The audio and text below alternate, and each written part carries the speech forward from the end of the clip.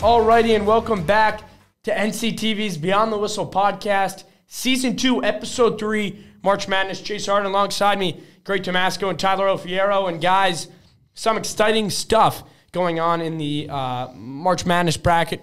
Gray, if you want to touch on it first. Right. I'll start off by going through my bracket here.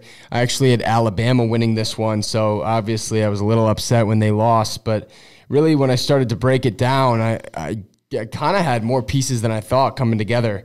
As you can see here, my Elite Eight, it wasn't great. I had Creighton in there.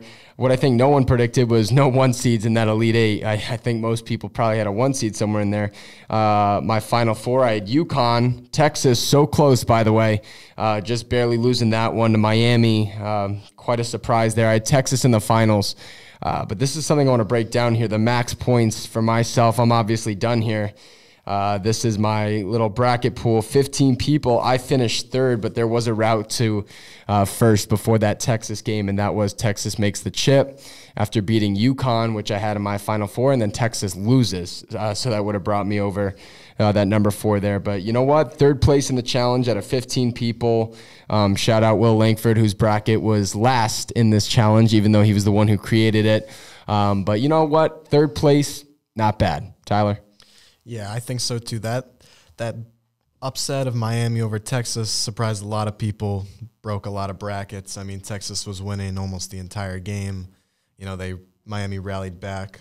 Personally, I had UConn winning it all in this bracket. That's the only pick I had in the Final Four correct. FAU and San Diego State. I don't think a lot of people really predicted that. No one.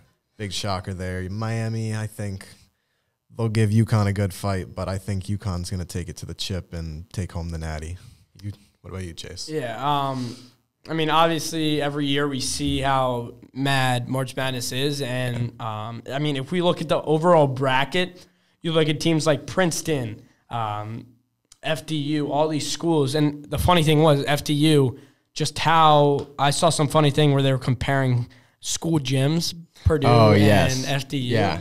And it was like Purdue obviously has a state-of-the-art, and then it's like FDU's gym was like a middle school gym. And then it was like their coach said he had to pay for his own merch, but he got a 10% discount, which is also pretty funny. That's great, yeah. But you look at all these teams like Princeton. I don't think anybody would have had Princeton over Arizona unless you were a Princeton fan, like stuff like that. And then them over Missouri.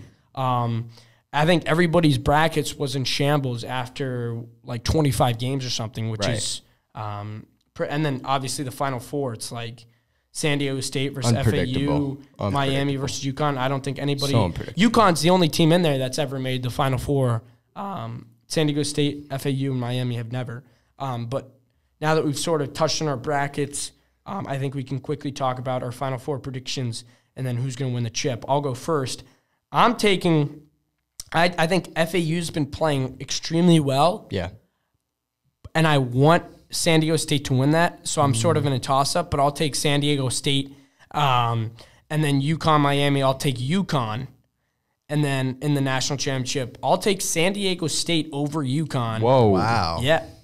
I'll take San Diego State over UConn. Whoa. San Diego State, your national champions. And let me remind you that most people had them losing to Charleston, I think, in the first round. Everyone thought that was going to be a big upset. I know a lot of the analysts, how accurate can they be? But they were saying close to 50% chance of an upset. I think it was one of the most taken upsets out of anyone on the entire bracket. So, the fact that they're making it this far and then they're having a championship run is just insane. Me personally, I think just because Miami's made it this far, they're going to keep going. I want UConn to win, but I think it's going to be Miami. I don't know about FDU, man. That's really pushing it. I think it's going to be Miami, San Diego State. Or FAU, but yeah. Oh, yeah, FAU. In terms of my national championship, I don't really see how any of these 4 teams, I can't picture them having that title, but give me San Diego State, I guess. They made it this far. You might as well keep going. Yeah, San Diego State is a tough team. I have them. I think they're going to rout FAU, to be honest. UConn Miami is going to be a great game. Jordan Miller is something else for Miami, and then UConn's got some great pieces. I still got to go with UConn. I think they got the whole package. their guards. They got great guard play with Jordan Hawkins, and then their bigs. I mean, Sanogo's just gonna. He's such a great player. I mean, I think they're gonna take it to the chip, and then it'll be a tough game against San Diego State. But I think UConn can pull it out. All right, we got San Diego State, and UConn. This one was a quicker podcast, March Madness overview.